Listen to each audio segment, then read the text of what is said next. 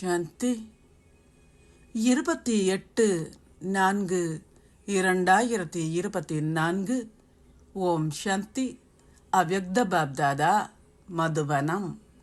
Revise 23/10/1999. அருள்பவர் ஆகுவதே காலத்தின் அழைப்பாகும். என்று பாக்கியத்தின் அதி மேன்மையான அருள்பவரும் சகல சக்திகளை அருள்பவருமான பாப்தாதா இந்த நாட்டிலிருந்தும் வெளிநாடுகளில் இருந்தும் மதுவனத்தில் இருந்தும் அவர் கூறுவதை கேட்டுக்கொண்டிருக்கும் தனது குழந்தைகள் எல்லோரையும் பார்க்கின்றார். நீங்கள் எல்லோரும் எங்கே அமர்ந்திருந்தாலும் நீங்கள் எல்லோரும் இதயபூர்வமாக தனிப்பட்ட முறையில் பாப்தாதாவின் முன்னால் அமர்ந்திருக்கின்றீர்கள். எனவே பாப்தாதா எங்கும் உள்ள குழந்தைகள் எல்லோரையும் பார்த்து சந்தோஷப்படுகின்றார். நீங்கள் எல்லோருமே சந்தோஷமாக இருக்கின்றீர்கள் தானே? குழந்தைகளான நீங்களும் சந்தோஷமாக இருக்கின்றீர்கள். பாப்தாதாவும் சந்தோஷமாக இருக்கின்றார். இதயத்தில் உள்ள இந்த நிலையான சந்தோஷம் முழு உலகிலும் உள்ள துன்பங்கள் அனைத்தையும் நீக்கும். உங்களின் இதயங்களில் உள்ள இந்த சந்தோஷம் ஆத்மாக்கள் தந்தையின் அனுபவத்தை பெறச் செய்யும். ஏனென்றால் அவர் ஆத்மாக்கள் எல்லோருக்கும் சதா சேவையாளர் ஆவார். அத்துடன் குழந்தைகளான நீங்கள் எல்லோரும் அவரின் சேவை சகபாடிகள் ஆவீர்கள். நீங்கள் எல்லோரும் சகபாடிகள் தானே? நீங்கள் தந்தையின் சகபாடிகள். எனவே நீங்கள் உலகின் துன்பத்தை மாற்றுவதுடன் சதா சேவை செய்வதில் ஈடுபட்டுள்ளீர்கள்.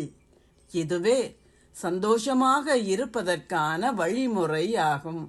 நீங்கள் சதா சேவையாளர்கள். நீங்கள் வெறுமனே 4 மணி நேரம் அல்லது 6 மணி நேரம் மட்டும் சேவை செய்பவர்கள் அல்ல. நீங்கள் ஒவ்வொரு வினாடியும் சேவை மேடையில் உங்களின் பாகங்களை நடிக்கும் இறை சகபாடிகள் ஆவீர்கள்.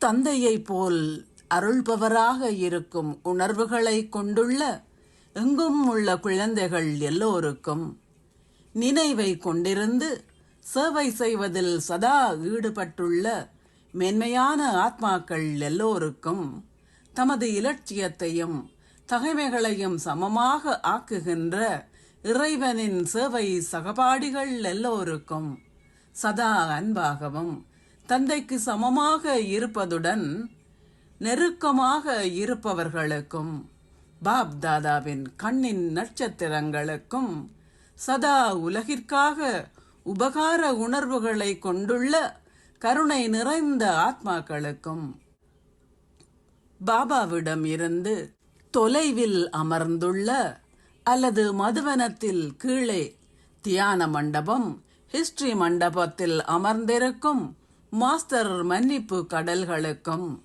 பாப்தாதாவின் முன்னால் அமர்ந்திருக்கும் குழந்தைகள் எல்லோருக்கும் அன்பு நினைவுகள் மற்றும் நமஸ்தே. ஆசீர்வாதம். நீங்கள் ஒரேயொருவருடன் ஒவ்வொரு உறவு முறையையும் அனுபவம் செய்வதுடன் உங்களின் இதயங்களுக்கு சௌகரியம் அளிப்பவரை அமிழ்த்தி வைத்திருக்கும் திருப்தி ஆத்மா ஆகுவீர்களாக. ஞானத்தை களஞ்சியப்படுத்தி வைக்கும் இடம் மூளையாகும். ஆனால் அதி அன்பிற்குரியவருக்கு உரிய இடம் இதயம் ஆகும். சில காதலிகள் தமது தலைகளை அதிக அளவில் பயன்படுத்துவார்கள். ஆனால் பாப்தாதாவோ நேர்மையான இதயங்களை கொண்டவர்களை இட்டு களிப்படைகின்றார். ஆகவே இதயத்தின் அனுபவத்தை இதயம் அறியும். இதயங்களுக்கு சௌகரியம் அளிப்பவரும் அறிவார்.